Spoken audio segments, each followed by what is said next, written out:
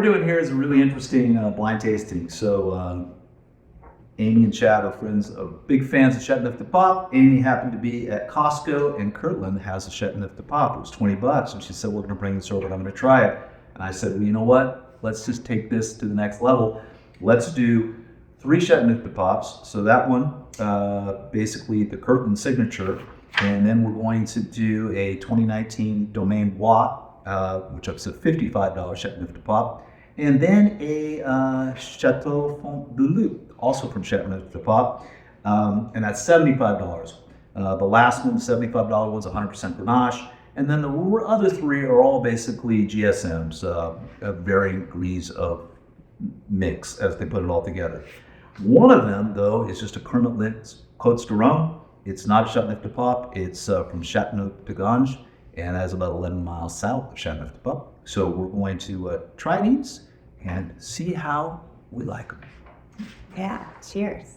Cheers. Have fun. Boom. And I have already decided what I'm going to taste. Me too. Oh my gosh, I haven't even tried. But you want to start off with maybe one and talk about what you're tasting? So I got on number 1. Number 1 was a little harsh at first. I would say it's got some super high tannins in there, and I think the alcohol is pretty high on it as well. And the acidity, I can't tell how acidic it is because I think the alcohol is so high. It was definitely dry, maybe even raw, and the body of I put bone dry. it is bone dry. Yep, It ain't bone dry. it is very, very, very bone dry. I'm just in awe of all you guys. I can't put a label on shit. I just drink. Okay, what's the color? Well, the color on that to me is nice. Oh, it was garnet. Yeah. Wow, look at me. Glass amazes me. Well, you guys know what you're doing, so I have no idea what I'm doing, so. The intensity on the color medium. I think that the aroma intensity is kind of medium high. I used to get dark fruit, a little alcohol on the nose, and then Nose are opening up. Like dark cherry, like deep blood red cherry or something. what wine do you? Because you guys know good wine and bad wine. Yeah. Period. Well, I mean, I don't know what we wine know what we you like. love. Yeah, Right. which one do you like And the I best? get that. And not necessarily is it an expensive one. Yes. And this is completely outside of my palate from the standpoint that I don't drink a lot of Grenache from almost any. And so, Yeah. so it on its own is all by itself like, okay, so now I can taste the familiarity all the way across.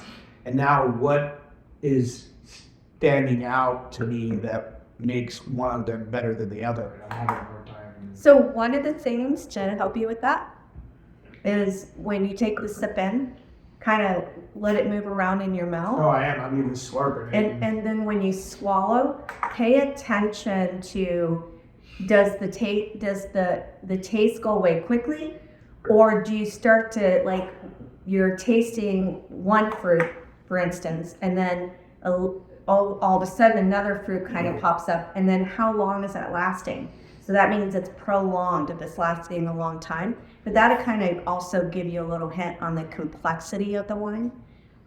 Is that you start getting different, flavors as it's processing, I guess. No, that makes sense. Like what about tin? Take the wine in your mouth and swish it around in your gums.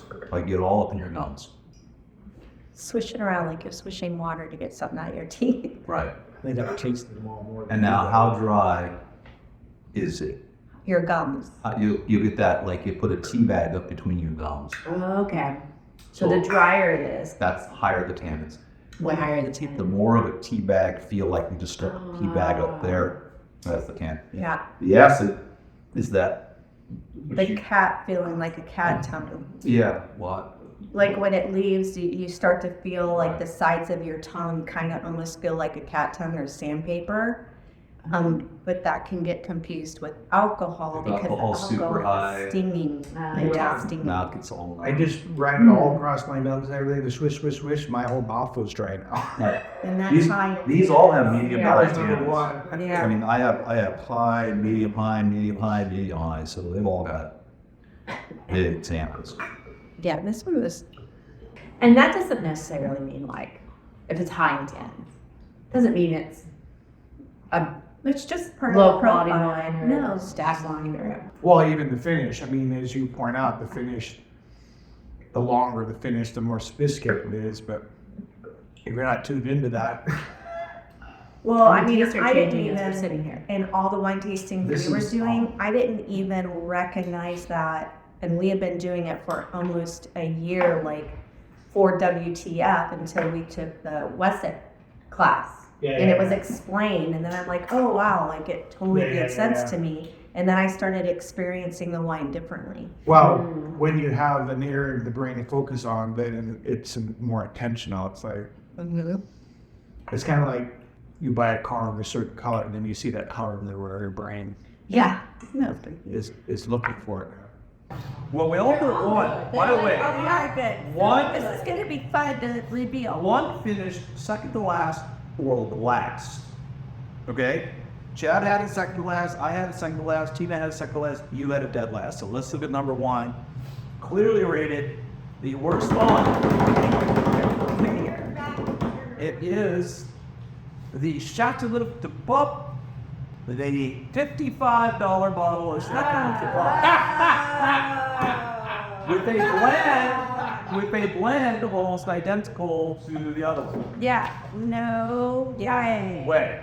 So we're gonna go with number two, kids. Okay, Number what two. is number two? So number two, Tina had it as her second favorite. Brett had it as his second favorite. Chad had it as his favorite, and had it as her third favorite. Number two. Number two is Kirkland. Shot Plus.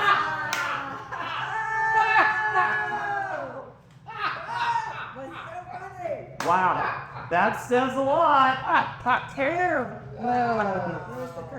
So number two, basically, other than Amy Ladd as her third favorite, Chad was his favorite, and Tina and I was Well, that's good to know, though. favorite. mean, hey, Wow, that's good. Number three was Tina's least favorite, Brett's least favorite, Amy's favorite, and Chad's second favorite.